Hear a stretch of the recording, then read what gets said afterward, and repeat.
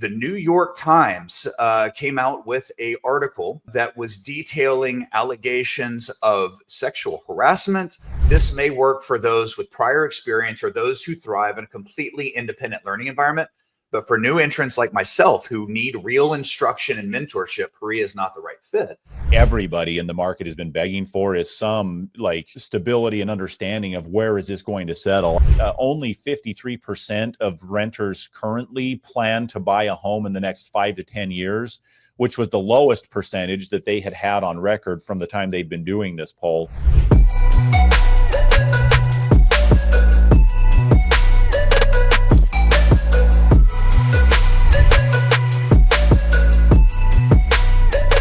Episode 41 of Market Moves with Mark and Jeff. Two uninteresting guys talking about increasingly interesting times, Jeff. There is no shortage of news to be talking about.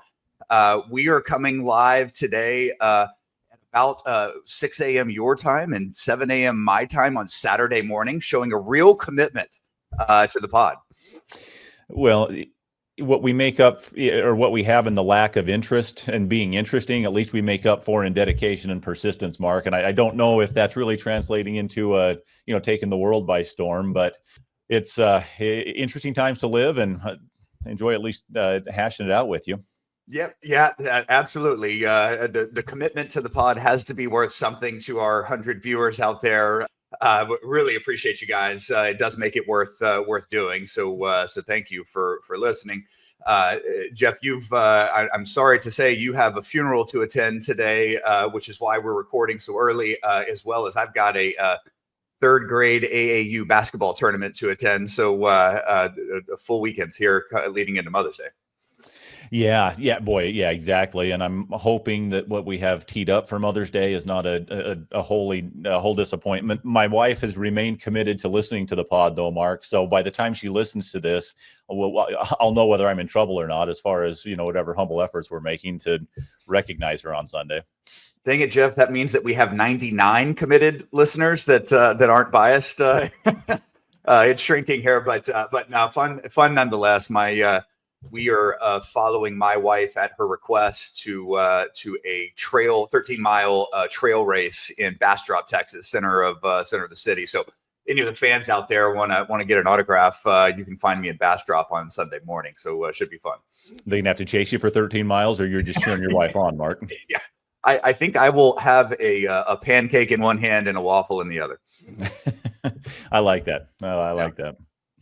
Well, Jeff, no shortage of news. We have yet another negative news piece regarding the Appraisal Institute. You and I both hold designations from the Appraisal Institute. I have served on a national level that came to an end here this past December, the Appraisal Institute, and on the board of directors. And boy, the New York Times came out with an article that was detailing allegations of sexual harassment, fraud in terms of licensing or test examinations as it relates to courses related to licensing, as well as wrongful terminations, talking about an AMC lobby maybe dictating the ousting of someone we've had on the podcast in the very early days. Seems like a year ago, former CEO of the Appraisal Institute, Cindy Chance. Boy, there's so many different directions, to go here, Mark. It's disappointing to see, like how things have come out, what's come out. And I think there are a couple of different, angles or perspectives we can take. I'm going to fight the temptation to try to tee you up and get you into as much trouble as possible, although that is kind of a fun hobby of mine, to see what kind of trouble I can cause for you. But it's so difficult. It's so frustrating. And there's the part of that frustration, I think, is that there are multiple issues at once, or at least in a relatively short amount of time that have come out, with these allegations. And from my perspective, I think it's worth stating that if the allegations are borne out to be, true and accurate, things like sexual harassment should be dealt with, swiftly, severely, and there should be, significant consequences there. But and I think a little bit about this, from, I guess, an appraiser's perspective, because, I am one, but, I hear all the time, and all appraisers do, some half piece of information. It's very common to be in a home and have somebody tell you, yeah, hey, this house across the street just sold for $5 million, and therefore my house is worth $5 million. And, no appraiser is going to just simply take a single piece of information from a biased, participant or party to a transaction without doing some vetting and some verification and research. And if it turns out to be right, then you use that information, you rely on it, you move forward. Oftentimes what I find is they saw that it was that the home across the street was listed for $5 million, and that was all they saw. They know that it sold, so they assume, that was what happened. And I've had so many times where you go in and actually look it up after the fact, and it's like, yeah, they were asking that at one point, but it turned out to have sold for $3.5 million, and they just didn't have that part of the story. And so, reality looks different to them than what they thought initially, because you went in and did your job of vetting and verifying what actually happened. And, in allegations like this, as when in any situation, when you get to the truth, you then, have what you can, take action on. And right now, this New York Times article is alleging things that, if true, I think, should result in resignations and like significant action or firings or, whatever. But I want to make sure that those decisions, at least from my perspective, are made based on ground source truth, and not, just an initial, allegation that hasn't been vetted yet. Yeah, you bet, Jeff. I think all well said. The seriousness of an allegation certainly, I think it goes without saying, or worth understanding in depth, which I'm sure the process will engage in and understand by the end of it. Yeah, I was just trying to find the New York Times article in preparation for this episode this morning, and so I typed Appraisal Institute space in Google, and that's always a dangerous thing to do. Of 10 different words that Google was auto-filling for me, the first ones were Perea. I think thanks to you and I, we may be talking about it quite a bit on the internet, but Perea, find an appraiser, those sorts of things. But then sexual harassment and allegations, New York Times, and fraud. I mean, it's just a lot of stuff. There's a lot of negativity that's come at the Appraisal Institute over a period of time, and it's that bad PR.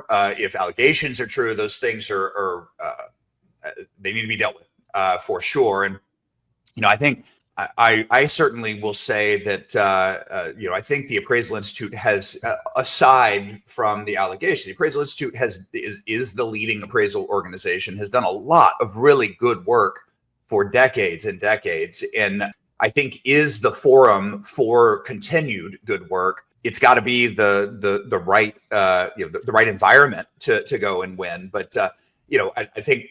I guess my message is a couple fold. One, I immediately turn to the volunteer leaders in the board and others that are volunteering their time to serve the organization and directly the industry, and how difficult that job is, and how often ill-equipped any of us would be dealing with such heavy items and issues that you really just don't have a lot of preparation for, before you head into the volunteer role. And so I feel for folks that are having to work through that.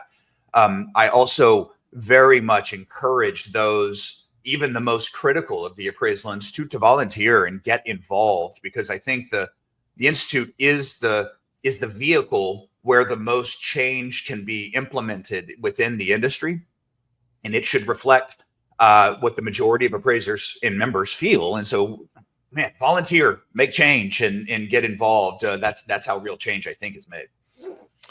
Yeah, I really appreciate that perspective as well. You understand better the nuance and the detail of what's going on when you're involved, and from my experience sitting on the state board, in my state, and dealing with legislative and rules changes and information, it's the representative from the Appraisal Institute has been the only, appraisal organization representative that's, consistently joined those meetings, given input and feedback, and advocating on behalf of appraisers, in that feedback.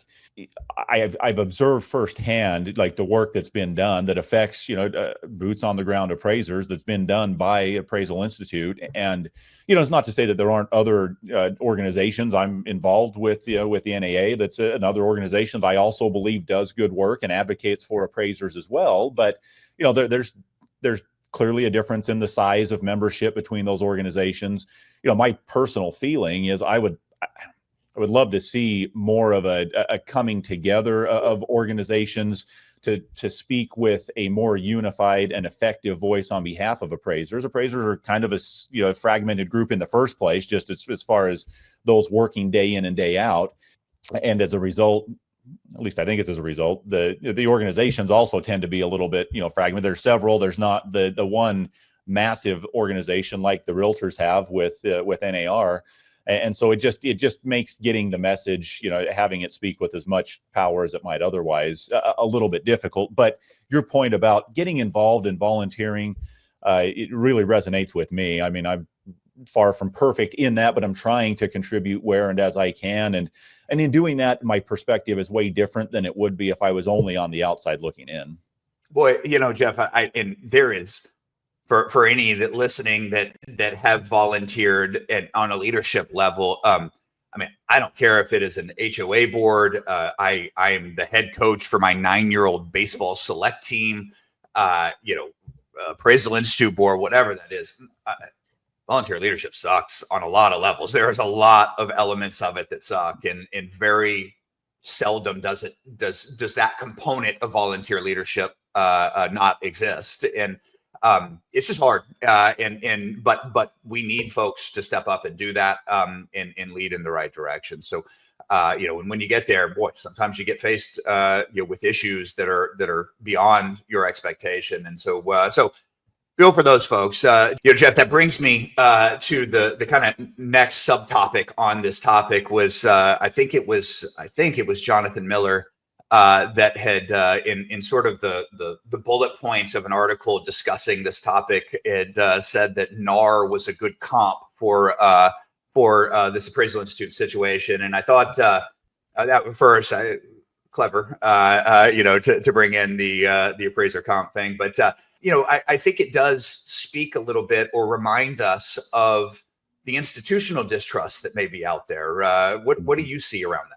Yeah, that's a lot of where my head's been with this too, Mark. And I wasn't able to find before we started recording because unfortunately we don't have an infinite research budget or time to dedicate to it. But I've seen studies recently, that have just highlighted institutionally the lack of trust by the average, individual in institutions across the board as an emerging trend over, multiple decades. And when you see something where someone in public leadership or in, leadership in a private organization, pursues something selfish or that's not in the best interest of those that they're supposed to be representing, it causes those that are, then adversely impacted to lose trust in that particular, institution. And I think we've been seeing that evolve over time. This NAR thing, has kind of, played out a little bit. It's not something that I take a lot of pride in, but the president that got ousted, because of, sexually related misconduct as well in that case, happened to be from Utah, and I know of him. I don't know him personally, but it's just when something it comes out that is borne out to be proven to be true, it's just so frustrating and such a disappointment, and leaves the institution with a black eye reputationally, and it's not just Appraisal Institute, even NAR. It's anywhere that somebody chooses to drop the ball, to act in a way that's just not ethical. We've seen this with Congress. Elon's been in there looking at how are congressmen using proprietary or confidential information to invest or have family members invest, and it just results in questioning and kind of a loss of trust in whatever the institution is, whether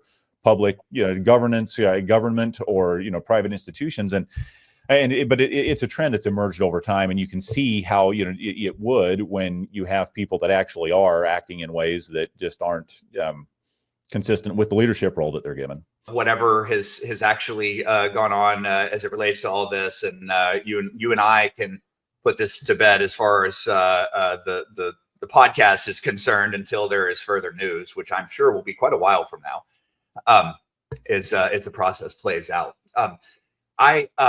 The next topic is sort of a short one, but it's another negative piece, frankly, Jeff, related to kind of indirectly maybe the Appraisal Institute, but is a blog post from Appraisal Blogs that I thought it would be good if you and I would address or discuss one way or another. And it is a review that someone that went through Perea or part of Perea that was kind of putting a message out, to help others.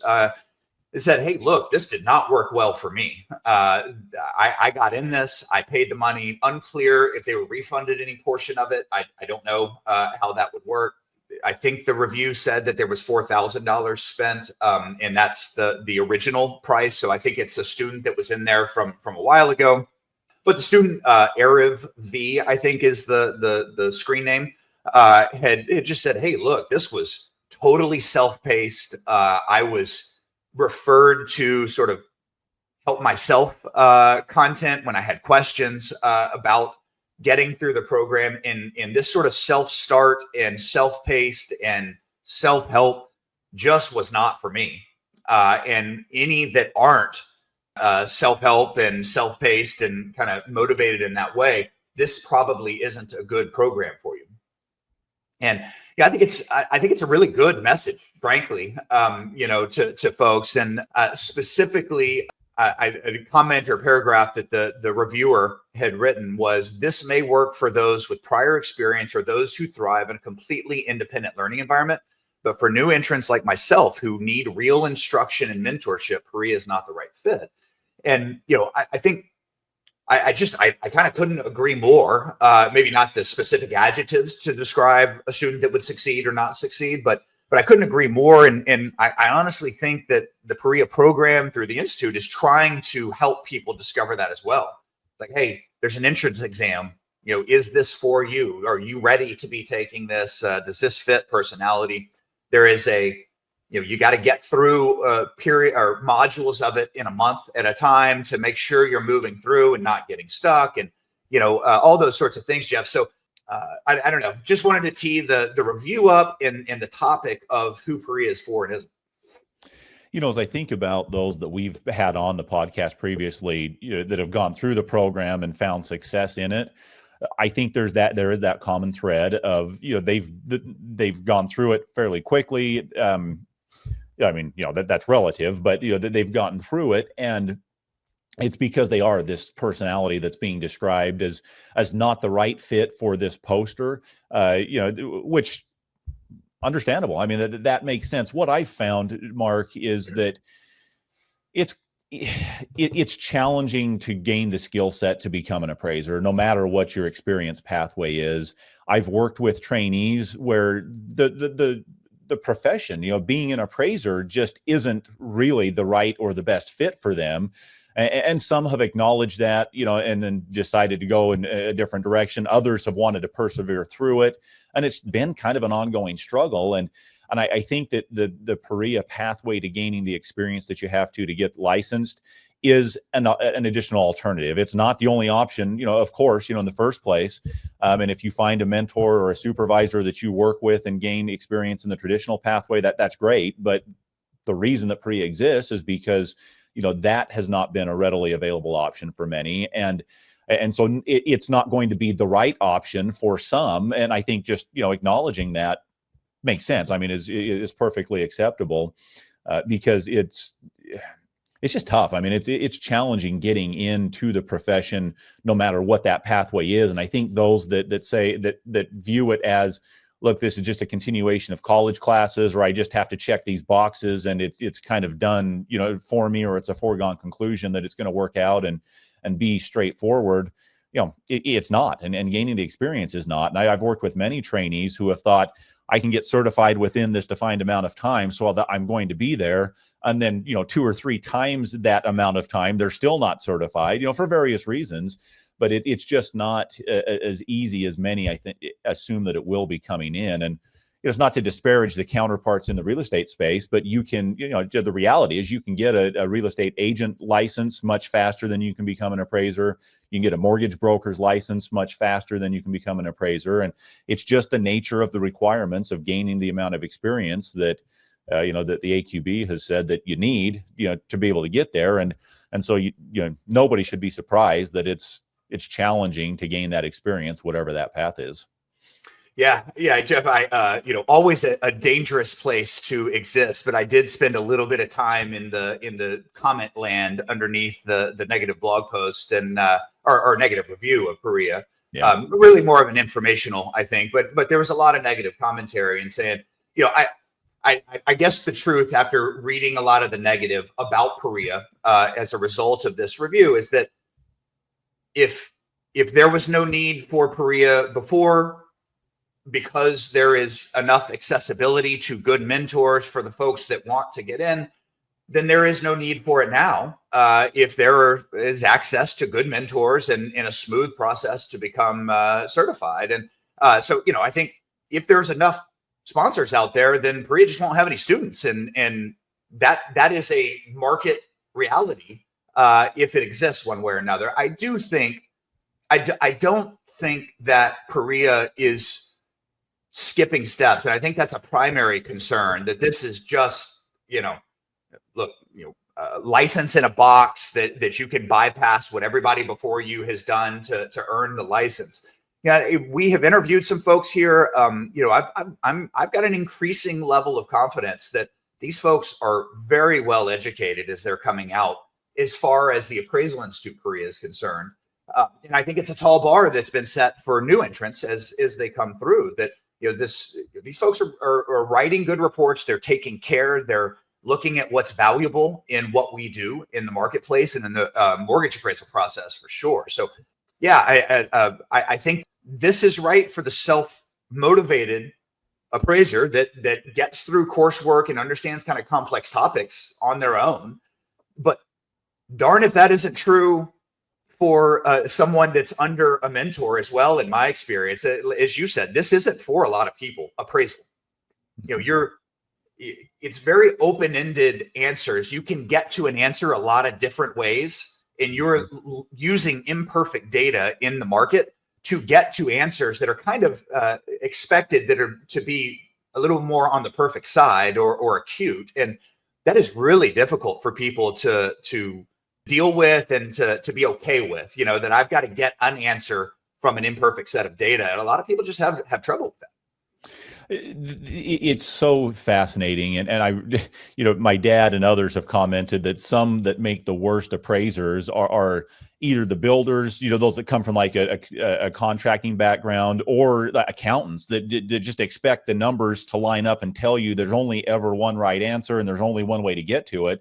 And exactly to your point, Mark, I mean, that's just not the case. Now there's a difference between getting to an answer in appraisal in a way that's credible and in a way that's not, that's just made up or that isn't supported. And that's really the standard that appraisers work to is, are you relying on market data and using kind of accepted and proven, methods and techniques to get there. But oftentimes there's not only a single right answer, and many people are uncomfortable with that. It doesn't make sense, and it is tricky to kind of get yourself in that mind space and being okay with it. But it is one of those realities, and so your point that it's just not for everybody really resonates. I did have it was part of an interesting conversation even just yesterday on this topic. I've mentioned in the past that my brother, who kind of manages a local family appraisal office, is working with a cousin of ours to get certified, is planning to go through Perea. And, I was just listening on a call yesterday that they had on that. And he's saying yeah, I don't know. I think maybe I want to go the traditional route as opposed to the Perea path. He's still working through his qualifying education, so he's not ready to jump into the program yet. But my brother's perspective was, look, what Perea does is it's focused on teaching you how to write an appraisal report. And it's difficult for me as the supervising appraiser to put on hold all of the work that I have to train you as deeply as you really need and deserve to have on the front end. The reason I think it makes sense to sponsor you going through this Perea program is so that you can get the dedicated education that you need. And then coming out of that, we work together. At least you know how to write a report. You've written reports. One of his concerns was, man, this online qualifying education is kind of tedious. It's difficult to get through. And if Perea is just more of that, I don't know if I want to do that. And, so there was the realization that, you're not just taking a course, you're writing a report, you're getting feedback on the sections of the report that you're writing. And he looked at that and realized, oh, okay, this is different than just more education classes. But, the structure, I think, can make sense. But the whole point is, yeah, it's not for everybody. I definitely acknowledge that. But I'm glad it's an additional alternative out there, and some will be better served finding a good supervisor. We've just known for a long time those aren't always in abundant supply, especially when somebody's, at the time of needing, to find that right person. Jeff, I would guess that 95% of trainees coming through a mentor process will not get the level and depth of education that this Perea program is running people through. I guess breadth and depth. Yeah. All sorts of different property types, all the deepest of appraisal theories. It's just for a variety of reasons. We've talked about this, whether it's just what happens in the local market that they're training in, what the supervisor is exposed to, what the supervisor knows, all of that. So you and I think, are really settling into this hybrid approach as a real improvement on the past, just sole mentorship. And that hybrid is, kind of getting a license through Perea and then studying with a firm or a mentor in the field is just about as thorough as one can find. Yeah, I think that's right. I think that's exactly right. And I think that is kind of the consensus on the way to go forward, because everybody, at least I certainly view someone coming out of the Perea program as still needing additional experience, but that can come, that should come, doing, in the world work. And if you've got an appraiser that you can then partner with to learn some of the other nuances of running the business, of being on site and collecting information in the field and those sorts of things, that really is, I think, the best approach going forward. And I think most supervisors are well-intended and do the best they can with what they have. But I also think most supervisors would admit, yeah, I haven't invested, thousands and thousands of dollars and or hours into developing an intentional training program that dives very deep and very broad in, trying to train somebody. Usually, you and I came up in, here's an assignment I'm working on, start on it and ask me questions as you go. It's a very informal process in most cases, not in every case. And certainly there have been some firms, and we're, part of one that have taken a much more intentional approach to structuring how you teach and train and convey information. But, but at the end of the day, it's an alternative pathway that I think can really supplement what has been done previously. And my hope is, have people come out better trained earlier on in the process. Well, Jeff, from appraisal, regulation, and licensing to world power meetings in Geneva, Switzerland, likely as we're recording this. What a segue, right? Here we are. I think we have Treasury Secretary Bessent meeting with representatives from China to talk tariffs. An interesting turn. I think exciting that is talked about happening. Hopefully it is happening. I see a lot of reports that, the CCP in China are generally fairly locked down on what they release. So you always have to take whatever you see with a grain of salt. But, I think I think it's logical to say that we buy a lot of the stuff that they make. They don't sell a lot of the stuff to themselves, and the economy is built on that. And I think this administration kind of knew that as they were going in. And it's exciting to see both parties at the table so that we can find a resolution. I think everybody, real estate needs these tariffs or whatever the uncertainty created around tariffs. We need to know what the trade playing field looks like sooner rather than later. And we were fortunate, and I was very excited to see on Thursday morning that we got our first deal with the UK. Yeah, it's progress, and I was only a little disappointed to have to turn down the invite to Geneva because of this funeral that I'm going to a little bit later. So, maybe next year we'll come to you live from Geneva. But really, that's what everybody in the market has been begging for, is some stability and understanding of where is this going to settle. I was just seeing an article on my way in this morning to record that Trump has floated, maybe a reduction in tariffs, kind of like as an overture to the discussions from the, 140%, 120% tariff down to an 80%, which is still not really going to be a sustainable long-term number, but signaling that, hey, let's try to come together on this and get to a resolution. I think a positive step, but I mean, these are trade negotiations that are being done out in the public sphere and going to take some time. They're kind of messy. To see that there was something done with UK was great.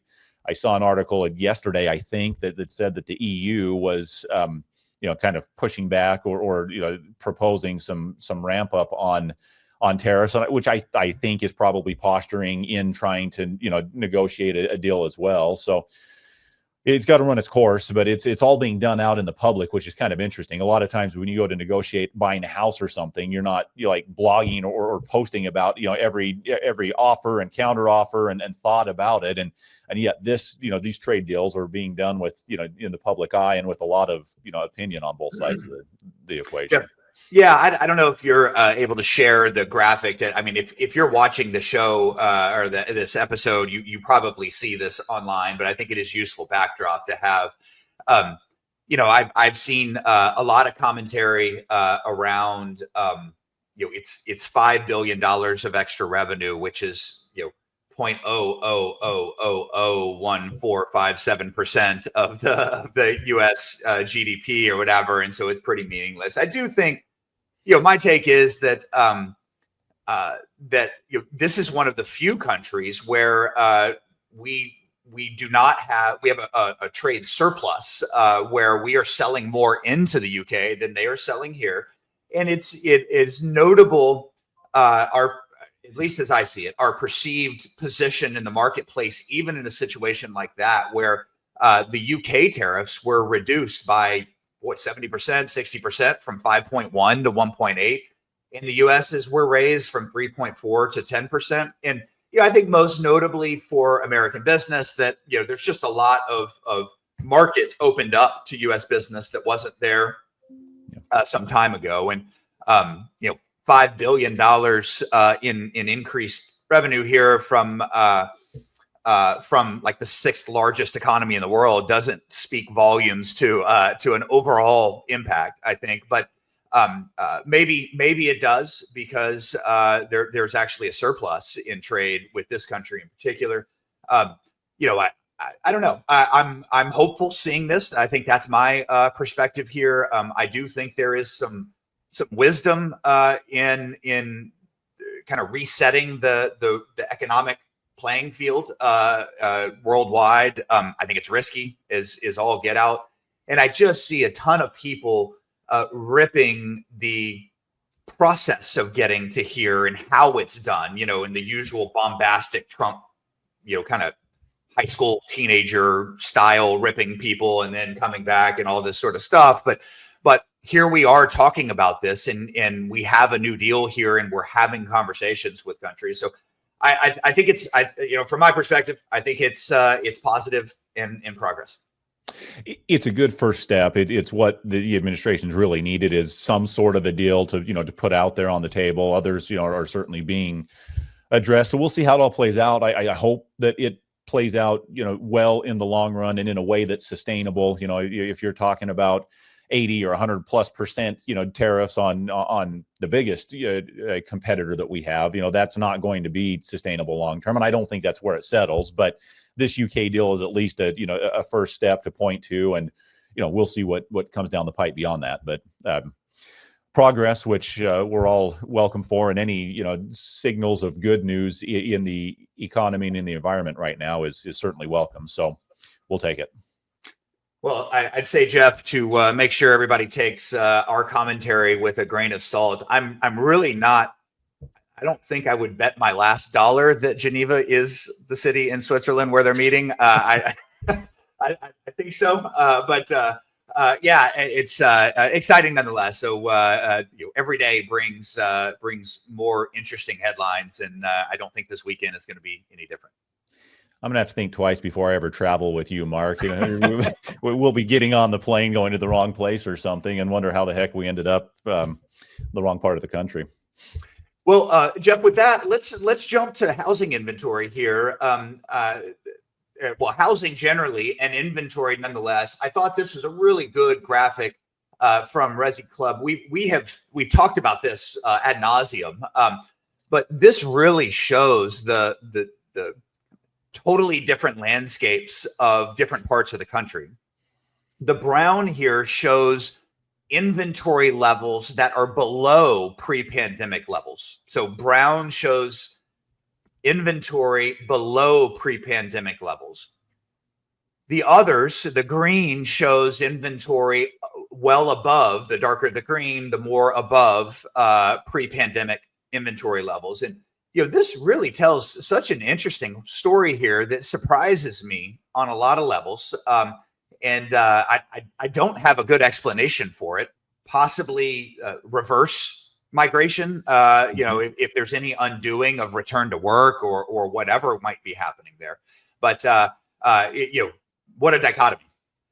It really is. And for those that may be listening and not able to view the screen, it's what we've talked about. The sunbelt, especially Florida and Texas, have a lot of green in them, meaning that the inventory levels today are higher than they were, pre-pandemic, which is going to suggest softness in the market.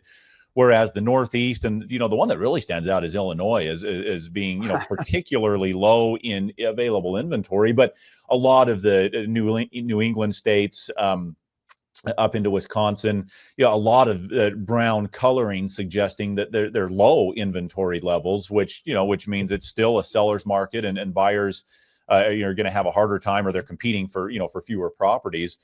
Just fascinating. And I was also surprised, Mark, to see a fair amount of kind of white throughout a lot of the states, just saying, hey, inventories now are about what they were pre-pandemic, so you should be looking at a little bit more of a stable market dynamic. And the way that it's segmented around the country is it's just illustrative of what we've talked about a lot already. So I definitely agree with you there. We've kind of beat this a lot, but this was, if you're able to view this on YouTube, it really is illustrative of just what the market looks like around the country in terms of housing inventory. And I think a good reminder that people will always ask, hey, what's the market doing? Is it up? Is it down? What's home pricing doing? We've talked a little bit in the past about people's, potential buyers' concerns about home prices, in particular.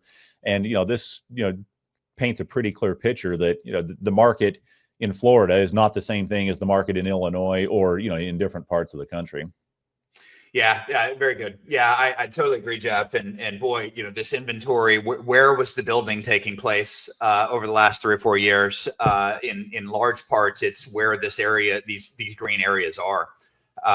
Plus the areas that took in a lot of migration during COVID. We will see, but I do think the sunbelt states are certainly showing a real weakening. Overall, the Northeast and northern parts of the country are not following suit, thank goodness. But I think we're in for a difficult price environment as it relates to housing, unless unless the Fed gets in front of that, with lower interest rates down the road in the near term here. We just had the Fed meet last week and said, we're good. We'll see what happens here. So we're going to get no action there. I noticed, just kind of popping around, Jeff. I think it was the Redfin economist that suggested that the median list price of homes is nearly 40,000 more than the median price of homes sold here in the last few months. That spells a little bit of pricing trouble. Yeah, that's a really good point, Mark. And I think I referenced recently talking with one of my brothers who sells a lot of real estate and really focused on that list to sell price ratio of what are people listing versus what are they actually selling for. If you can price it, if you can narrow that gap initially on the list price, you're much more likely to be able to sell for a net higher price. But the reason that discrepancy exists is just because the seller's expectations are higher than the buyer's expectations in the market. And, when you've got that misalignment, it results in fewer transactions taking place, which you're talking about. Yeah. Very good. Very good. Well, it's just nasty out there, Jeff. I think you had some commentary on renter sentiment generally in speaking to the housing market. Anything to add there? Yeah, I just had viewed one article that was interesting.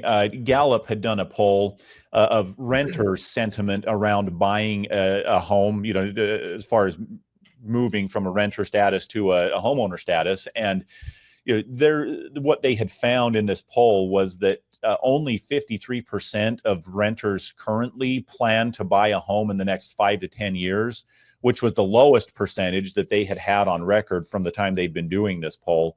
And I think really, to me, just kind of spoke to the predominant concerns about home affordability, home prices in particular, as being, restrictive on people. And so, honestly, Mark, I wouldn't be surprised to see that change over time as something gives in the market. I think the fundamentals aren't aligned for long-term sustainability. If interest rates come down, that impacts affordability. If home pricing reverses and comes down, and in some of these sunbelt states, if inventory stays, historically high, I think that that will be a natural consequence as home pricing will adjust. I think those that don't plan to buy a home in 5 to 10 years, as market conditions change, will, may find that more of them will actually be able to. But, very indicative of the environment that we're dealing with in the moment. Jeff, I've seen during the election, Scott DiBiasio may even have talked about this. I don't remember when we had him on the podcast, but from the Appraisal Institute, Government Affairs. But I mean, inflation moves elections. Inflation, hits people. It is a tax on the people, sort of an invisible tax on the people. And I think this renter survey is exactly the problem. It is inaccessibility to home ownership for the general and greater public and the lower income denominations and in the majority and lower income denominations of the U.S. And it's frankly what these builders have directly attacked is the inaccessibility of home ownership. And every week I'm in subdivisions that are bare minimum developments that are just building a home that somebody can get into for a price that's affordable and not achievable anywhere else. So we see the rate buy downs. Now we see further concessions with price, but it's all connected here in my mind. And inflation is really the damaging thing that leads to all of this, and it's what the Fed is protecting against in being slow to reduce rates.